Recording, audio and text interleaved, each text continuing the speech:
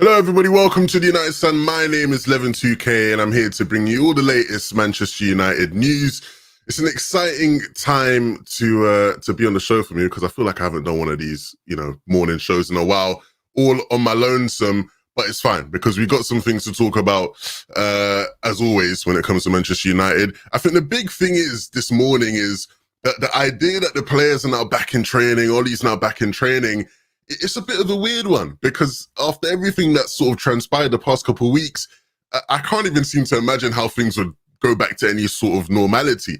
But maybe that's just me as an outsider who, everything just seems to be in despair. I was reading some of the chats from you guys in chat. Shout out to everybody watching live, by the way. And I saw somebody say we're in limbo, and it almost sort of feels that way. But the players, of course, are back. And ready to train for this weekend. We've got a big game against Watford. That won't be an easy game. I think, I've seen Mark talking about it, like we should be Watford. You look at the talent we've got, look at the talent they've got, we should be winning that. You can probably say that about every game we've played this season, right? So definitely not going to be an easy game. And I'll talk a bit about that towards the end of this show to, because I'm actually going to be here for this weekend, I don't think, for that game. So I'll give you my own little mini preview of that towards the end. But of course, big pressure on Ellie, big pressure to sort of, get some life back into this, right? Because the board have backed him. The Manchester Evening News, they came out with a report. They said the Manchester United board have made no decision over the future of Solskjaer. And as of this moment, he will be in charge of the Watford game, but situations may change fast. So look, he's going into that Watford game as the manager. And now it's his responsibility to just pump any bit of life into this club right now, because it does feel like we're in limbo. It does feel like things just are a bit limp right now. And I know a lot of you will be thinking, look, I'm not even trying to hear that. I'm not trying to hear none of that, Levin. I just want this guy gone. And so be it. But if we are looking at what needs to happen now, he really has to get something out of some of these players. He has to be able to go into that game and be able to find some sort of a result, because one of the scariest parts of this season going so badly, it feels like, is it doesn't even feel like we've been able to revert back to certain things that worked for us in the past, in terms of last season and before that. And I do expect him to try and look to do some of the things he would do last season, etc. In terms of the way we play, in terms of maybe being a bit more structured defensively. I really expect this week of training to be an emphasis on our defensive structure, which has been, in my opinion, part of the key to why we've just been so bad. There hasn't been one so far this season. I expect this week's training sessions to be strongly about making sure we get that bit right, because that's the foundation in which you build your team on, right? That's the foundation that gives us a platform to go out there and play. Even if you look at some of the greatest United teams in recent history, you look at the 07-08 team, that was an attacking unit that had complete freedom to interchange and attack how they wanted to attack. But they had the freedom to do that because of how solid of a defense we had, right? You had, 5 defenders, including a goalkeeper, right, who constantly were playing with each other, and not only constantly playing with each other, but just were incredible. And you look at our defense right now, it does seem a bit shaky, it does seem a bit wonky. I'm sure we'll talk about Harry Maguire at some point. We'll talk about Luke Shaw as well. But yeah, we really do need to find some sort of normality, right? Some sort of strength. I think one of the big problems we've had is, we've not been great at controlling space, right? I think a large part of being a strong team defensively isn't necessarily about having really good individual defenders, but being able to control games out of possession is incredibly important. And we were actually pretty decent at it last season. It's why we were able to get second place, because we had the ability to control space and to control games out of possession as well as in possession, because we were very well structured, we were tight, we were hard to play through. Teams couldn't play through us easily. And this season we seem to lose all of that. And I know a lot of media outlets sort of immediately blame that on Ronaldo. I know a lot of media outlets went, look, Ronaldo's not pressing, and so, this isn't happening.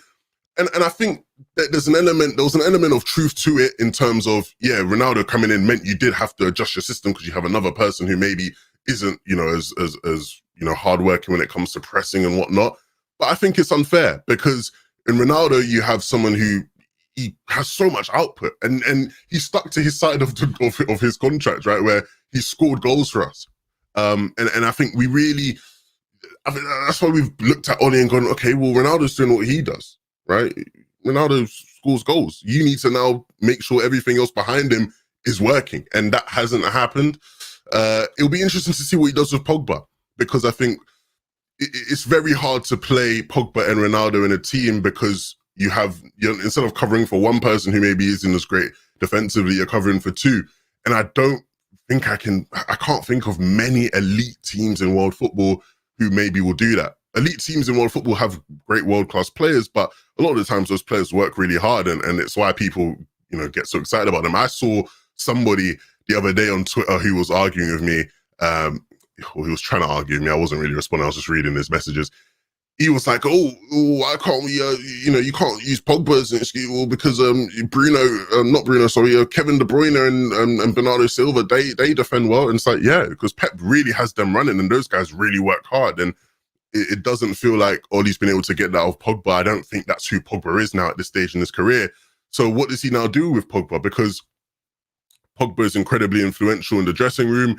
Pogba is the kind of person where if Pogba wasn't playing, I'm sure you'd get a lot of players going, hold on a minute, why is Pogba not playing? What's going on? And of course, his contract's running down. It seems like the club wants to keep him, which I've always found weird, because I like Pogba. I'm sure a lot of people will be hearing me speak for the first time thinking, oh, no, not a Pogba hater. Not a Pogba hater by any means. He's probably one of my favourite players in world football. But I've always found it weird that the club wanted to keep him, considering we had Romano last summer talking about how the club were ready to get rid of him if it wasn't for COVID.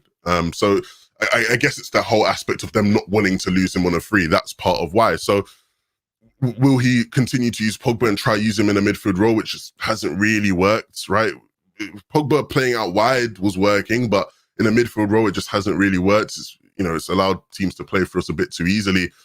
I don't think he will. I don't think he will play Pogba, but at the same time, will that have impacts on the dressing room? Will that have negative impacts? Speaking of impacts on the dressing room, there was a report from the Telegraph. I think I'm just getting up here. Yeah, we had a report from James Ducker who essentially said, look, Manchester United players are very bewildered, very confused by why Jesse Lingard hasn't been playing.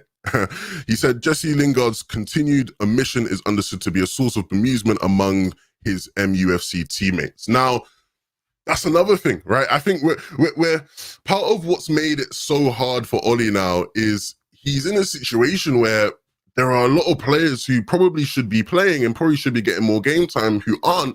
And so those players probably aren't happy. But then you also have their teammates who aren't blind, just like us, right? The same way we sit here on the United stand and people sit wherever they sit and talk about Manchester United will go, hold on a minute, why is he not playing? Hold on a minute, why he's not playing? The players will do the same thing. They'll be looking around thinking, hey, what? You're not playing my man. How are you not playing my man? Right? So, yeah, it definitely is going to be really interesting to see the dynamics moving forward for however long Ollie is here. Because you have a lot of players who, you'd argue they deserve a chance. I'm seeing people in chat saying Lingard should just leave. I think at this point, a lot of those players will be thinking to themselves, I should just leave, right? Because you're in a situation where your manager doesn't really trust you in the biggest games. You're good enough to be playing for decent top teams, right?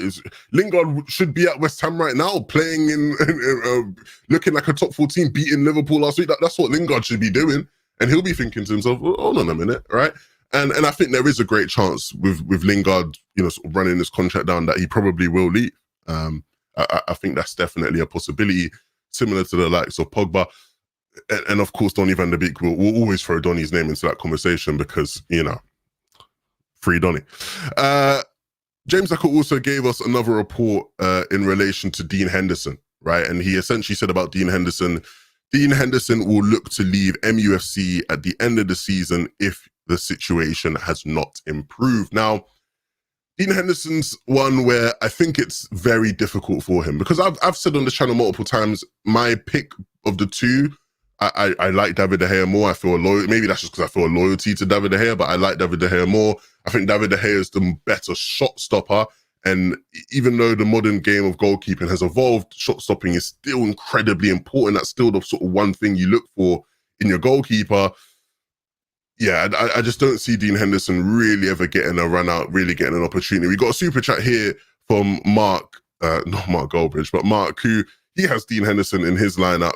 Or not in his lineup. This is actually his possible leaving. Wow, this is his possible. That could actually be a whole lineup that would go out and probably get better results than the ones we've been getting. Big up to Mark for the super chat. I appreciate it, guys. Keep them coming in. I really don't know what's going to happen with Dean Henderson in terms of, will it be a loan move? Will it be an extended sort of loan move where maybe it's like an 18-month type thing?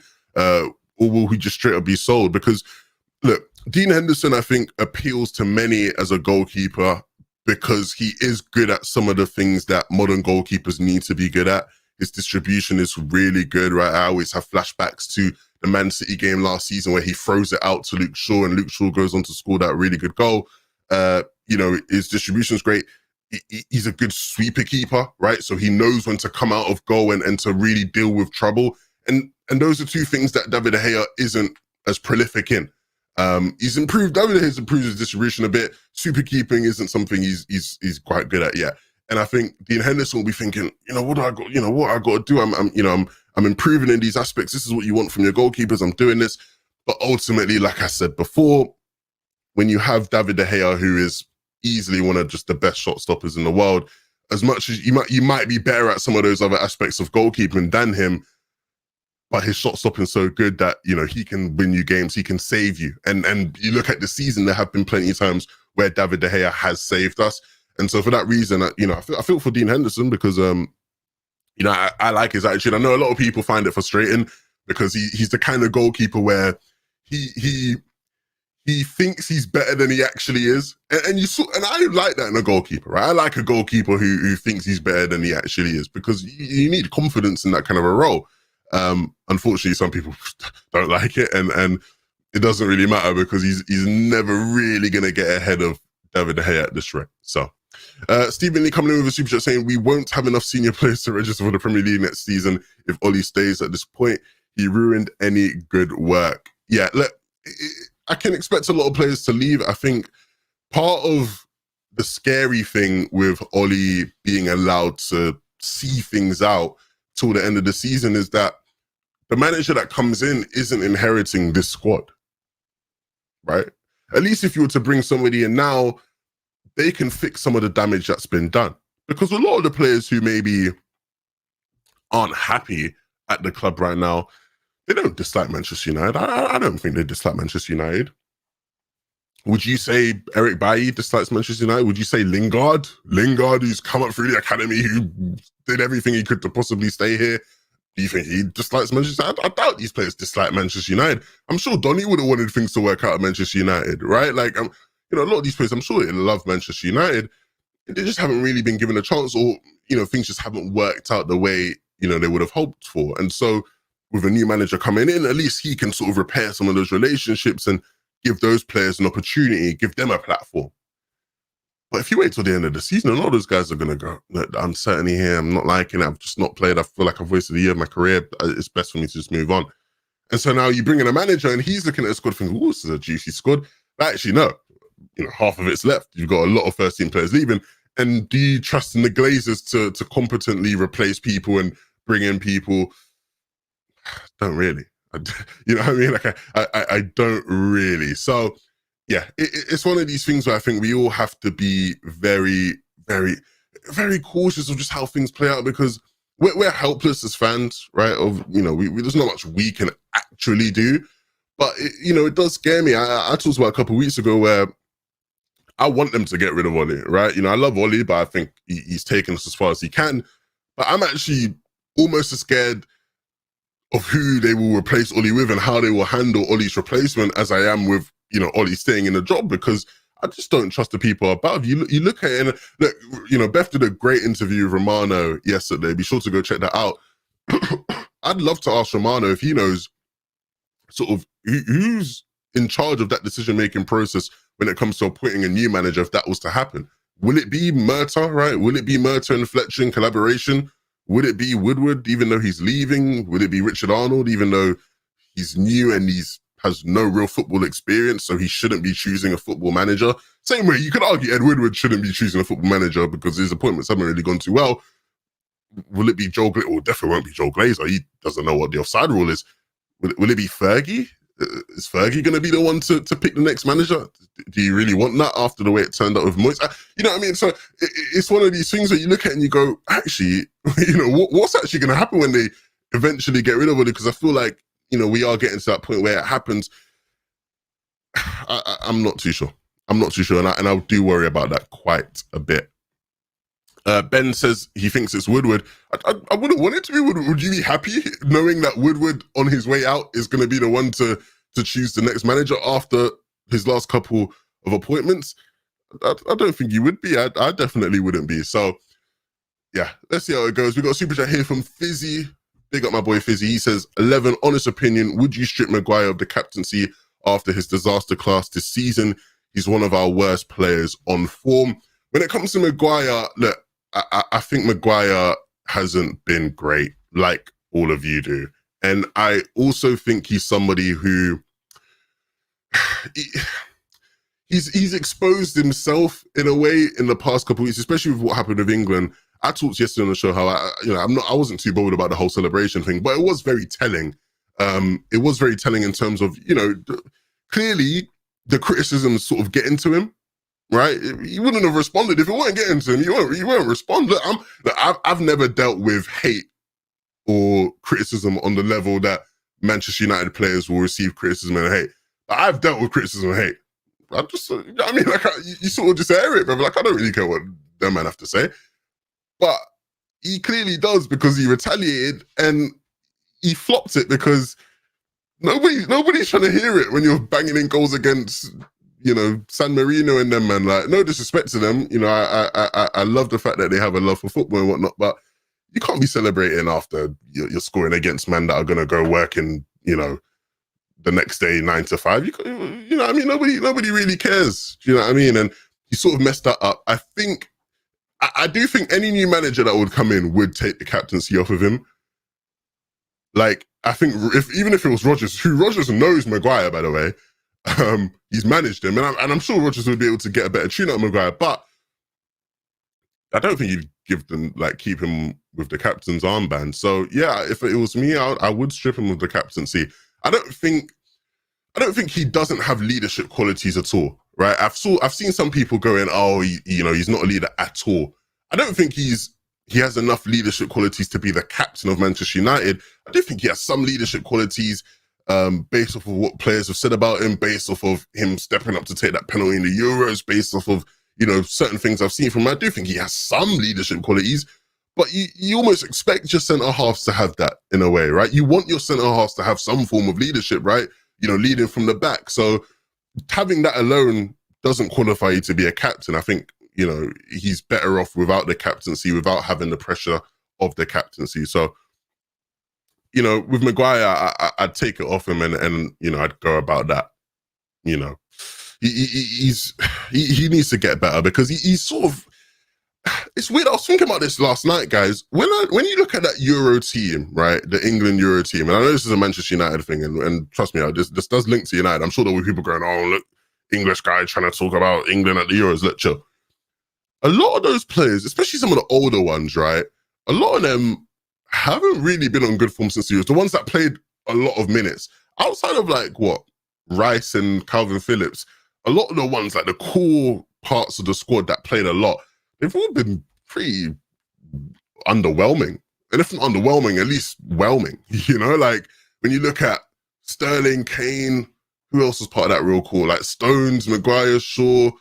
I don't know how good Walker's been for City this season, but it seems like a lot of the older ones at least just haven't really been up to scratch. And maybe it is, you know, part of that Euros tournament and the lack of a break that they've had. Even if you look before, you know, the Euros, Maguire and Shaw very much haven't, you know, they played so much, they haven't taken much of a break.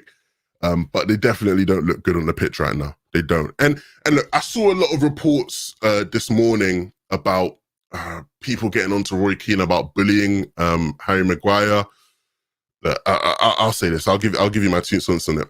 When Roy Keane was chatting about certain other man like Fred, etc., I didn't see nobody calling for any sort of bullying. I weren't seeing it in it. I don't want to see it with Maguire. That's all I'm going to say. Like, I don't want to see nobody say Maguire's getting bullied because there's certain players on this team that have had it way, way worse. Like, I don't want to hear it.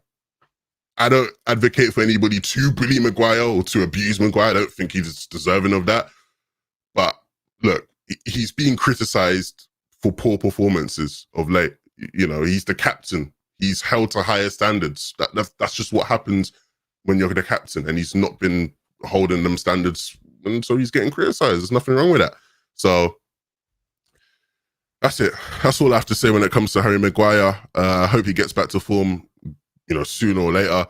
It's interesting though, because with Harry Maguire's poor form, we've seen reports, a report coming out of the Estadio Deportivo, which essentially said Manchester United have made an inquiry to Sevilla for Jules Koundé. There is a firm belief at the Spanish club that his transfer will take place sooner or later. Now, when it comes to Jules Koundé, I really like him as a centre-back. I think he's a good centre-back. Do I think he will be a Manchester United player anytime soon? No.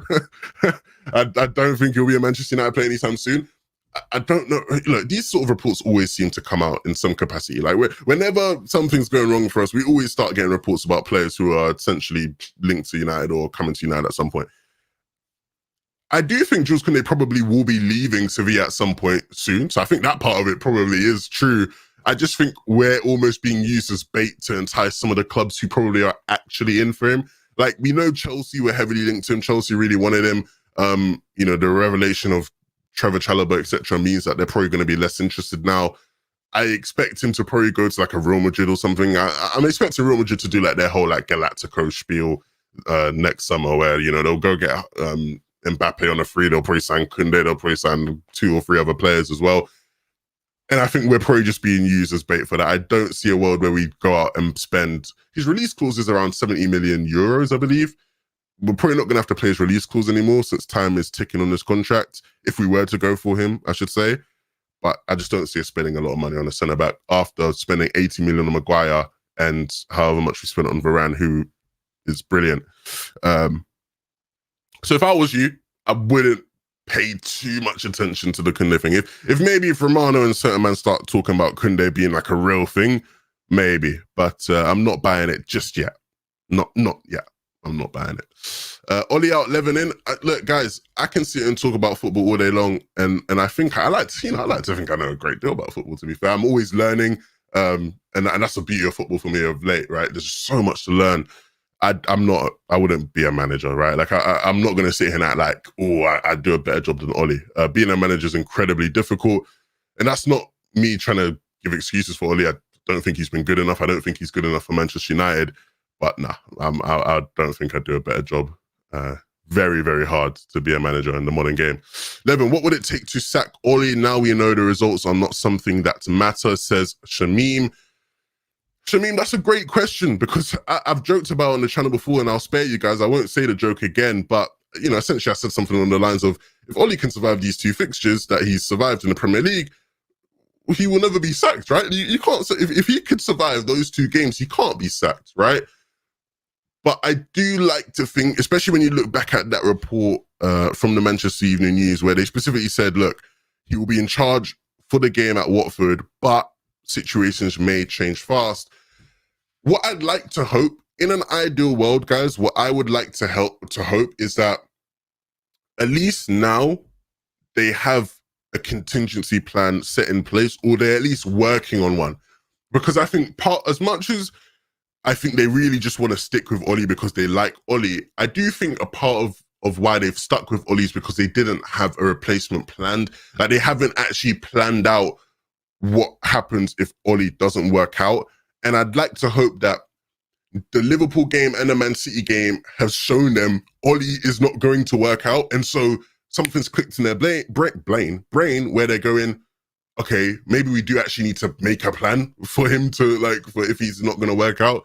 And, you know, that's what I'd like to hope happens. So based off of that, a loss against Watford, you'd expect that to do it.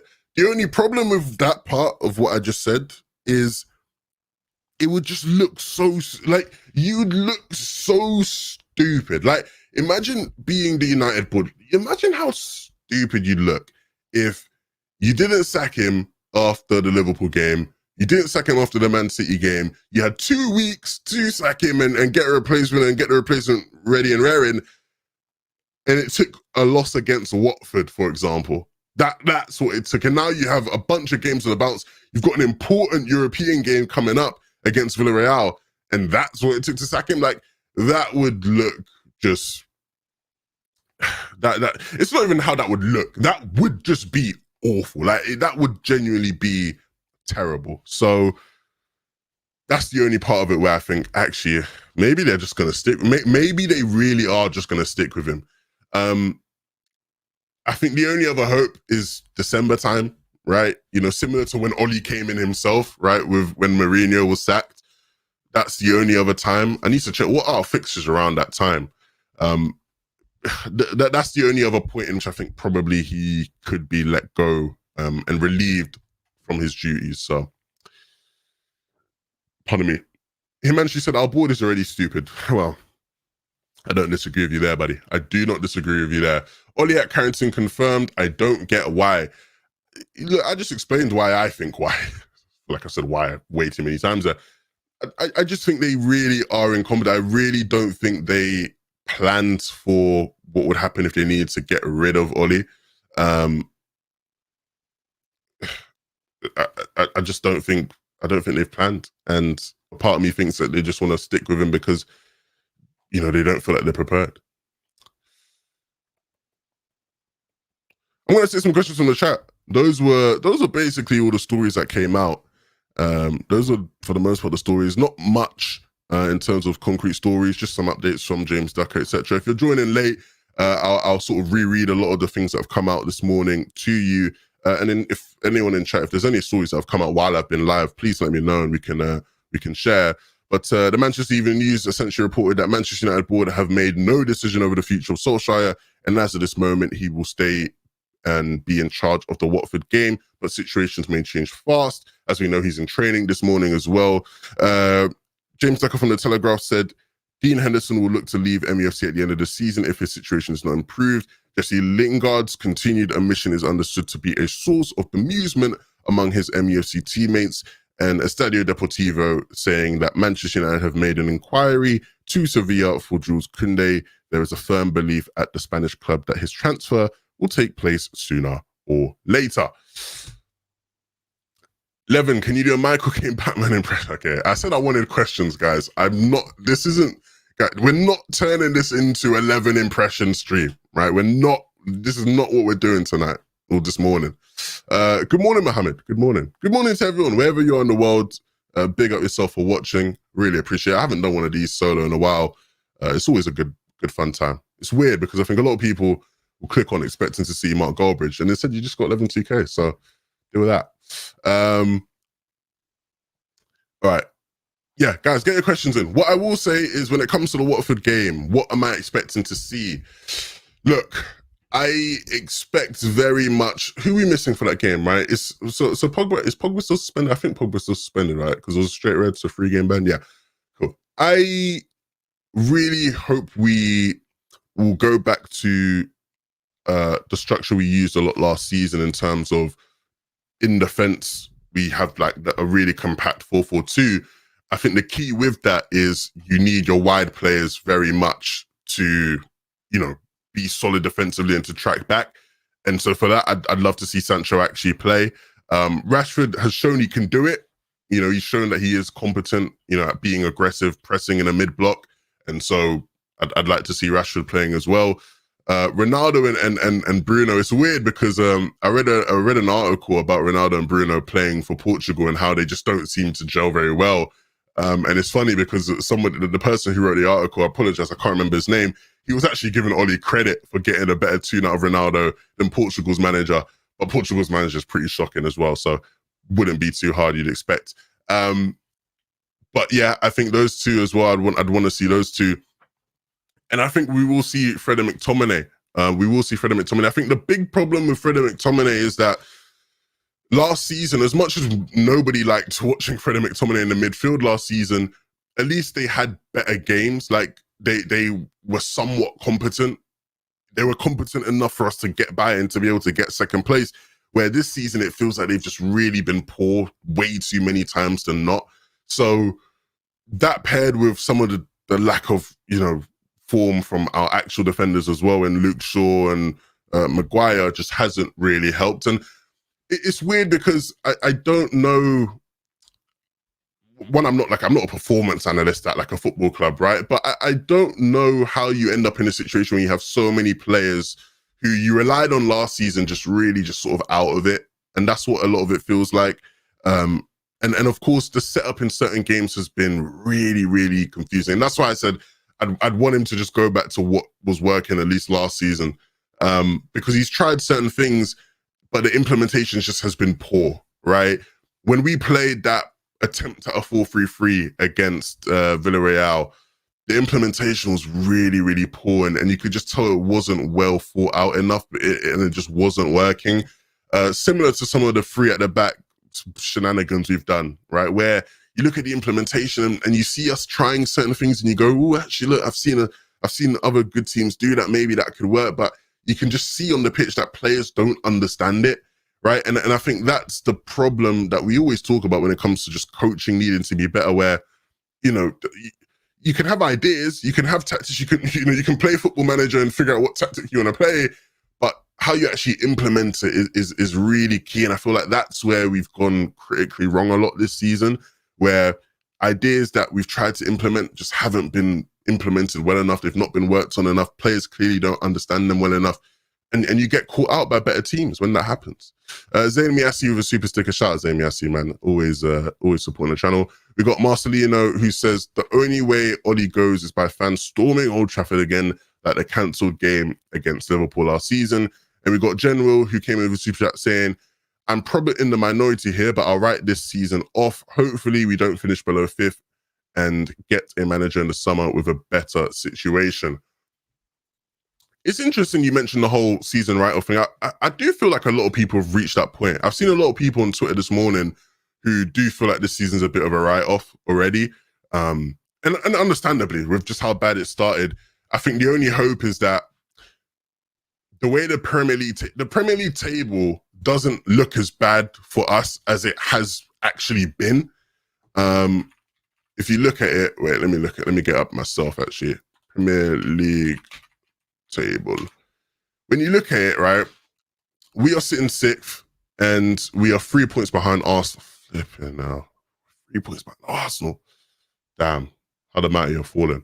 But I believe this weekend there are some games played against each other in terms of like the top teams playing against each other. And so there's opportunity for us to be higher up in the table. And I think that's the only hope that this season, maybe we get luck, maybe we luck out, and we're able to get a bit high up the table and we finally pick up some form towards the end of the season. That's the only hope that we have sort of for this season. Now, I don't expect us to be challenging for a title. And some people would say, well, if you don't expect us to be challenging, then this season is a write-off, Levin, right? Because coming into the season, that's what the expectation was.